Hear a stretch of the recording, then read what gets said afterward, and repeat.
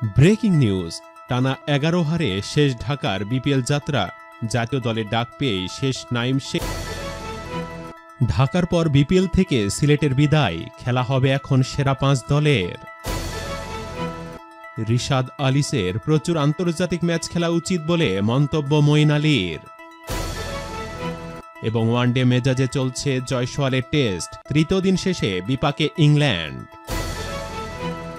দেখছিলেন সংবাদ শিরোনাম, শুরু করছে এবার বিস্তারিত সংবাদ। কোনো জার্সির জন্য ভিজিট করুন আবাবিল গ্যালারি ফেসবুক পেজ। জার্সি মানেই আবাবিল গ্যালারি। 4 বারের চ্যাম্পিয়ন কুমিল্লাকে হারিয়ে বিপিএলে শুরু করেছিল ঢাকা।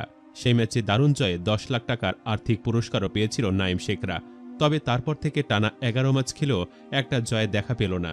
এমনকি নিজেদের শেষ ম্যাচেও চট্টগ্রামের বিপক্ষে হেরে ফাইনালের 14 দিন আগে বিপিএল যাত্রা শেষ ঢাকার। বিপরীতে গুরুত্বপূর্ণ এক জয়ে সেমির লড়াইয়ে টিকে থাকল চট্টগ্রাম। শনিবার ঘরের মাঠে টস জিতে ব্যাট করতে নেমে নির্ধারিত 20 ওভারে 6 উইকেট হারিয়ে 159 রানের সংগ্রহ পায় চট্টগ্রাম। চট্টগ্রামের ইনিংসের প্রথম বলে এসেছে আঘাত। মোসাদ্দেক হোসেন সৈকতের বলে স্লিপে ক্যাচ দিয়ে ফিরে যান সৈকত আলী। মারকুটে এই ব্যাটারের শুরুতে বিদায় কিছুটা ধাক্কা হয়ে এসেছে চট্টগ্রামের জন্য। হতাশ করেছেন অস্ট্রেলিয়া থেকে আসা জশ ব্রাউনও। উড়িয়ে খেলতে গিয়ে তাসকিনের বলে বাউন্ডারিতে ক্যাচ দেন তিনি। এরপর চট্টগ্রাম জুটি পেয়েছে টম ব্রুস এবং তানজিদ তামিমের কল্যাণে। ঢাকার বোলারদের দেখে শুনে খেলতে গিয়ে বল খেলেছেন প্রচুর। সে তুলনায় রানের চাকা ছিল কিছুটা মন্থর। জুনিয়র তামিম এদিন বল আকাশে ওড়াতেই বেশি আগ্রহী ছিলেন। 1-4-এর বিপরীতে মেরেছেন 6টি 6। 51 বলে করেন 70 রান। শেষ পর্যন্ত নির্ধারিত 20 ওভারে 6 উইকেট হারিয়ে 159 রানে থামে চট্টগ্রামের ইনিংস। জবাবে রোশের 50 ও মোসাদ্দেকের ফিনিশিংয়ে লড়াই করলেও জেতা হয়নি ঢাকার। 10 রানের জয় নিয়ে মাঠ ছাড়ে স্বাগতিকরা। কোনো জার্সির জন্য ভিজিট করুন আবাবিল গ্যালারি ফেসবুক পেজ। জার্সি মানেই আবাবিল গ্যালারি। এর আগে দিনের প্রথম ম্যাচে ফরচুন বরিশালের বিপক্ষে 18 রানে হেরে প্লে অফের দৌড় থেকে ছিটকে গেছে সিলেট স্ট্রাইকার্স। প্রথমে ব্যাট করে নির্ধারিত 20 ওভারে 6 উইকেটে 183 রান সংগ্রহ করে বরিশাল। জবাবে 20 ওভারে 8 উইকেটে 165 রান করে সিলেট। এ জয়ে 12 পয়েন্ট নিয়ে শেষ 4 দৌড়ে এক ধাপ এগিয়ে গেল বরিশাল। অপরদিকে 10 ম্যাচে 6 পয়েন্ট নিয়ে পয়েন্ট টেবিলে ষষ্ঠ স্থানে অবস্থান করছে সিলেট। বরিশালের হয়ে সর্বোচ্চ 52 রান করেন মুশফিকুর রহিম। এছাড়া কাইল মেয়ার্স 48 রান ও মেহেদী হাসান মিরাজ 15 রান করেন। সিলেটের হয়ে সর্বোচ্চ 3 উইকেট নেন তানজিম হাসান সাকিব। 184 রানের লক্ষ্য তাড়া করতে নেমে সিলেটের শুরুটা ছিল ভয়াবহ। দলীয় 40 রানে ষষ্ঠ উইকেট হারালে ম্যাচ থেকে ছিটকে যায় তারা। এরপর বেনি হাওয়েল ও আরিফুল হক দলকে লজ্জার হাত থেকে বাঁচান। সপ্তম উইকেটে 107 রানে জুটি গড়েন এ দুজন। হাওয়েল 32 বলে 52 রান ও আরিফুল 31 বলে 57 রান করেন। বরিশালের হয়ে 3 উইকেট নেন মেয়ার্স। ব্যাট হাতে 48 রান ও বল হাতে 3 উইকেট নিয়ে ম্যাচ সেরা হন মেয়ার্স। ম্যাচ শেষে তিনি চট্টগ্রামের মাঠে অভিষেকেই ডাবল সেঞ্চুরির কথা স্মরণ করেন। তিনি বলেন, এখানে খেলার বেশ দারুণ স্মৃতি আছে আমার। সর্বশেষ যখন এখানে খেলেছিলাম তখন আমি অভিষেকেই ডাবল সেঞ্চুরি করেছিলাম। ফলে এখানে ফিরে আসার বিষয়টি দারুণ। ফিরতে পেরে আমি বেশ আনন্দিত। বিপিএলের সময়ই আইএল টি20 চলছে। কদিন আগে শেষ হয়েছে SA20। শনিবার থেকে মাঠে গড়াচ্ছে পাকিস্তান সুপার লিগের আসর।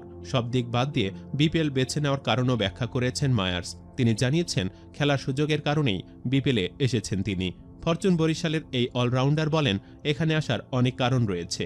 একটি কারণ হলো ম্যাচ খেলার সুযোগ। 6 সপ্তাহে অত বেশি ম্যাচ ছিল না আমার, 2টি ম্যাচ ছিল মনে হয়। ফলে এখানে এসে ম্যাচ খেলে আমি আমার দক্ষতা প্রদর্শন করতে পারছি।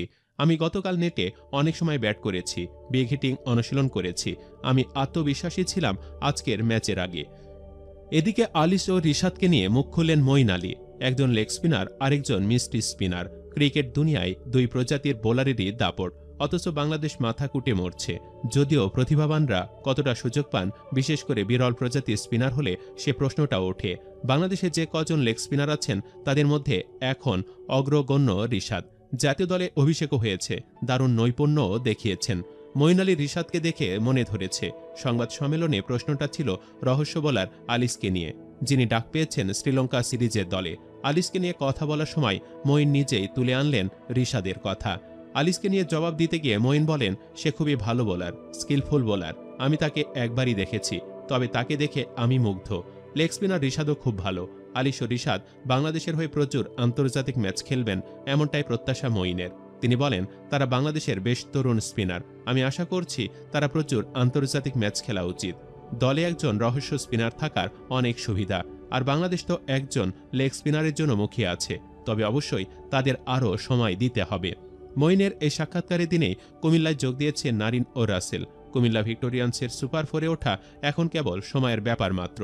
14 পয়েন্ট নিয়ে টেবিলের দ্বিতীয় স্থানে আছে তারা। বর্তমানে প্লে অফের দোরগোড়ায় অপেক্ষমান লিটন দাসের দল।